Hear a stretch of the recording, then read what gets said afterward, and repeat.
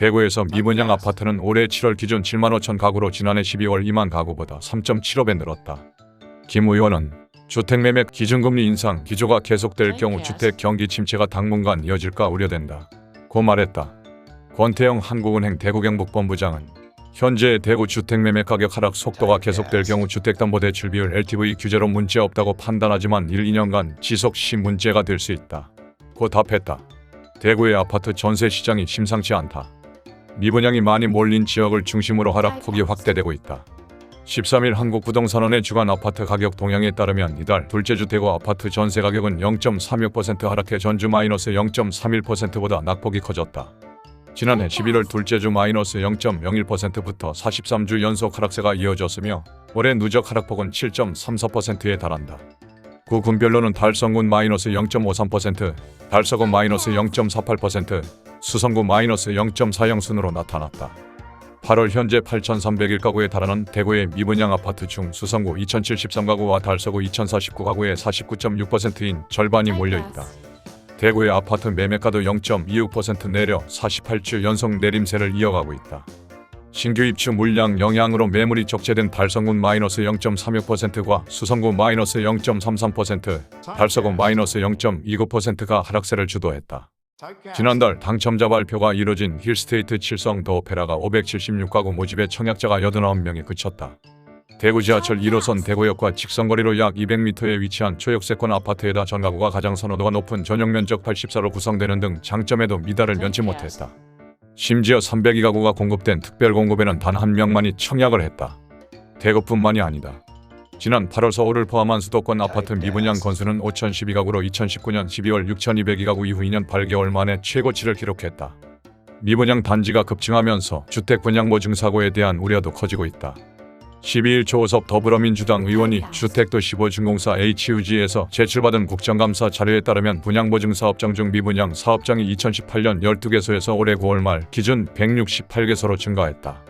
가구 수로 따지면 190가구에서 29,390가구로 약 155배 늘었다. 주택 분양보증이란 분양사업자가 파산 등 사유로 분양계약을 이행할 수 없게 되는 분양사고가 발생하는 경우 HUG가 대신 분양을 이행하거나 납부한 계약금이나 중도금을 환급해주는 보증을 의미한다. 지역별로 보면 분양보증 사업장 중 지난 5년간 미분양이 가장 많았던 곳은 경북 8,192가구로 집계됐다. 올해 들어 미분양 무덤이란 오명을 쓰고 있는 대구 7,511가구가 뒤를 이었다. 이후 경기 6,965가구, 전남 5,558가구, 충남 3,766가구, 경남 3,412가구, 서울 2,685가구 등 순이었다. 이 기간 분양보증 사고로 인해 HUG가 채무를 대위변제한 뒤 처분권을 취득한 환급 사업장은 총 6건 3,542억 원이고 공매도는 총 25건 686억 원이다. 조 의원은 최근 청약시장 분위기가 꺾이고 미분양 사업장이 급증하면서 보증사고로 이어질 우려를 낳고 있다 고 지적했다. 고물가 고유가 고환율 등으로 인한 건설 원자재 가격 폭등과 미분양 증가에 따른 주택건설 경기 악화가 자금력이 약한 중소건설사를 중심으로 연쇄적 위기를 초래할 수 있다는 분석이다. 이렇게 될 경우 시공사 변경 같은 절차로 입주가 수개월 지연되는 등 분양받은 실수요자들의 피해가 우려된다. 한편 집값 하락이 지속되면서 깡통 전세에 대한 위험이 높아지고 있는 가운데 HUG가 대위변제한 전세보증금 규모는 4년간 1조 6,633억 원에 달하는 것으로 나타났다. 최인호 민주당 의원이 HUG에서 받은 전세보증금 대위변제 현황 자료에 따르면 농사가 집주인 대신 임차인에게 지급한 전세보증금은 2019년 2,837억 원에서 2021년 5,040억 원으로 78% 증가했고 올해는 8월 현재 4,341억 원 수준이다. 주택 유형별로는 다세대 주택 빌라 8,245억 원으로 전체의 절반가량을 차지했고 아파트가 6,232억 원이었다. 아파트는 2019년 2,121억 원에서 2021년 1,334억 원으로 감소한 반면 최근 강통주택 등 전세 사기가 급증하는 다세대 주택의 경우 2019년 496억 원에서 2021년 3,015억 원으로 6배 증가했다. 지역별로는 서울 6,912억 원, 경기 5,585억 원, 인천 2,090억 원 등 수도권이 1조 4,587억 원으로 전체의 88%를 차지했다. 최 의원은 전세금 완환 보증 제도가 전세 사기 등에 악용되는 것을 막기 위해 공시지가 비율을 낮추는 조치가 필요하다고 주장했다. HUG는 전세금 반환 보증 시 KB부동산 시세 등을 기준으로 삼지만 다세대 주택 등 시세 확인이 어려운 경우 공시지가의 150%까지 보증을 해주고 있다. 2022년 공시지가 현실화율이 시세의 70% 수준까지 올라오면서 H유지의 전세금 보증금액이 매매 금액보다 높은 경우가 발생해 악성 임대인들이 이를 악용하고 있다는 지적이다. 지난달 집주인이 세입자에게 제때 전세 보증금을 돌려주지 못하는 사고와 이로 인해 보증회사가 대신 갚아준 금액이 역대 최대치를 기록했다. 올 들어 9월까지 파악된 보증사고와 대위변제 금액은 이미 지난해 한 해 수준을 넘어서 사상 최대치를 찍었다. 관련 기사 18면 19일 주택도시보증공사 H유지에 따르면 지난달 전세보증금 반환 보증보험 보증사고 건수와 금액은 각각 523건, 1,098억 원으로 집계됐다. 이는 2013년 9월 해당 상품 출시 이후 각각 역대 최대치다. 전세보증금 반환 보증보험은 집주인이 계약기간 만료 후 전세보증금을 돌려주지 못하면 보증기관이 대신 보증금을 가입자 세입자에게 지급하고 나중에 집주인에게 구상권을 청구해 받아내는 상품을 말한다. 사고 금액은 지난 8월 1,089억 원 사상 처음 1,000억 원을 넘어선 뒤 2달 연속 1,000억 원대를 기록했다. 보증사고 건수도 지난 8월 511건에 이어 2달째 500건을 웃돌았다. 올 들어 9월까지 누적 사고 금액과 사고 건수는 각각 6,466억 원, 3,050건으로 이미 지난해 연간 사고 규모 5,790억 원, 2,799건을 넘어 사상 최대치에 도달했다. H유지가 집주인 대신 세입자에게 갚아준 전세보증금도 지난달 952억 원 445가구로 월별 기준 사상 최대를 나타냈다. 올해 1에서 9월 누적 대위변제액은 총 5,292억 원 2,446가구로 지난해 한 해 변제액인 5,040억 원 2,475가구를 훌쩍 넘어섰다. 최근 금리 인상 등의 영향으로 집값과 전세값이 동반 하락하는 가운데 세입자에게 보증금을 제때 돌려주지 못하는 깡통 전세가 늘면서 보증사고와 대위변제액도 늘어난 것으로 분석된다.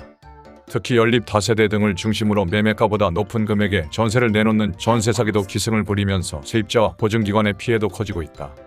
국회 국토교통위원회 소속 서일준 국민의힘 의원이 H유지를 통해 확보한 자료에 따르면 일명 악성 임대인으로 불리는 집중관리 다주택 채무자의 전세보증금 반환 노증 사고 금액은 지난해 3,513억 원으로 2018년 30억 원 대비 117배 증가했다. 해당 액수는 올 들어 7월까지 1,938억 원 891건에 달해 지난해 수준을 넘어설 것이라는 관측이 나온다. 은행권 주택담보대출 변동금리의 기준이 되는 코픽스 COFIX 자금조달 비용지수가 기준금리 인상 등의 여파로 약 10년 만에 3%대를 돌파했다. 최근 한국은행이 두 번째 빅스텝 한 번의 기준금리 0.50%포인트 인상을 단행한 데 이어 다음 달에도 추가 빅스텝을 밟을 가능성이 커 올해 안 변동형 주담대 금리의 연 7% 돌파가 확실시된다. 17일 은행연합회에 따르면 9월 신규 취급액 기준 코픽스는 8월 2.96%보다 0.44%포인트 오른 3.40%로 집계됐다. 신규 취급액 기준 코픽스가 3%대에 올라선 것은 2012년 12월 3.09% 이후 9년 9개월 만이다. 이는 2012년 7월 신규 취급액 기준 코픽스 3.40% 이후 10년 2개월 만에 가장 높은 수준이다. 올해 1월 1.64%과 비교하면 무려 1.76%포인트 상승했다.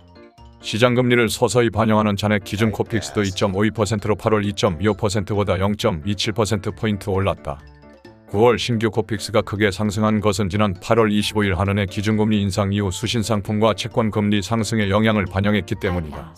코픽스는 시장에서 조달하는 정기예적금, 상호부금, 주택보금, 금융채 등 수신상품 자금의 평균 비용으로 산출한다.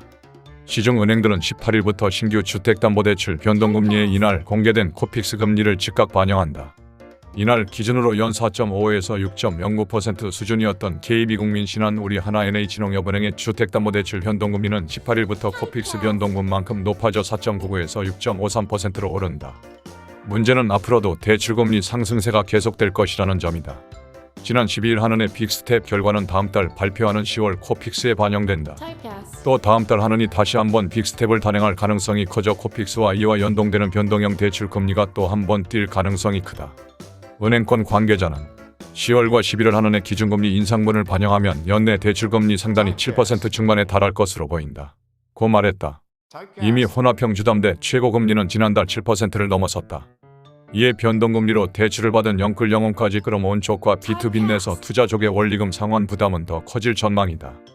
예를 들어 변동금리 4.5%를 적용받아 5억 원을 대출해 주택을 매수한 차주의 경우 금리가 0.50%포인트 오르면 매달 원리금 상환액이 253만 원에서 268만 원으로 높아진다.